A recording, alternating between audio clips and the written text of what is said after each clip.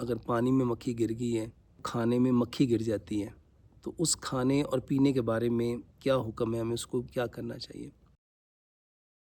السلام علیکم ورحمۃ اللہ وبرکاتہ۔ ایک بہن کا سوال ہے کہ یہ جو کھانے میں مکھی گر جاتی ہے، تو اس کھانے کے اوپر یا اگر پانی میں مکھی گر گئی ہے تو اس کھانے اور پینے کے بارے میں کیا حکم ہے، ہمیں اس کو کیا کرنا چاہیے؟ میرے محترم بھائی اور محترم بہنوں، جو پیارے پیغمبر جناب محمد صلی اللہ علیہ وسلم سے ثابت ہے، اس میں نبی صلی اللہ علیہ وسلم کی یہ بخاری کی صحیح حدیث ہے کہ جب کسی آدمی کے مشروب میں یا کھانے میں مکھی گر جائے تو اس کو پورا ڈبو، اور پھر نکالو اور پھر اس کھانے کو اور مشروب کو استعمال کرو،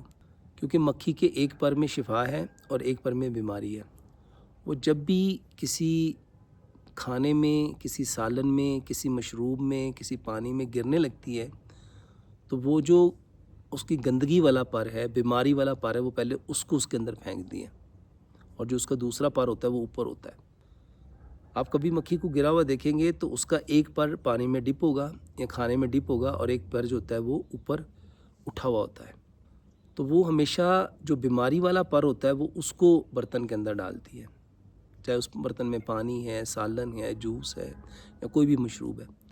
تو ایسی صورت میں ہمیں اس مکھی کو پکڑنا چاہیے اور پورا اس کے اندر ڈپ کر کے جو اس کا دوسرا پر ہے اس کو بھی اس کے اندر بھگو دینا چاہیے، ڈبو دینا چاہیے، کیونکہ اس نے جو بیماری تھی اس پر کو پہلے اندر بھگو دیا، تو جب آپ نے دوسرے پر کو ڈبویا تو جو اس کا شفا والا حصہ ہے وہ بھی اس کے اندر چلا جائے گا۔ تو اس کھانے کو اور اس پینے کو ضائع نہیں کرنا چاہیے، نہ اس سالن کو،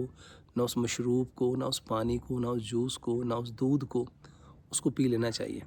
اور یہ طریقہ پیارے پیغمبر جناب محمد صلی اللہ علیہ وسلم نے ہمیں بتایا ہے۔ تو اگر کھانے میں مکھی گر گئی ہے تو اس مکھی کو پورا اندر ڈبوئیں اور پھر اس کو ڈبونے کے بعد باہر نکال لیں۔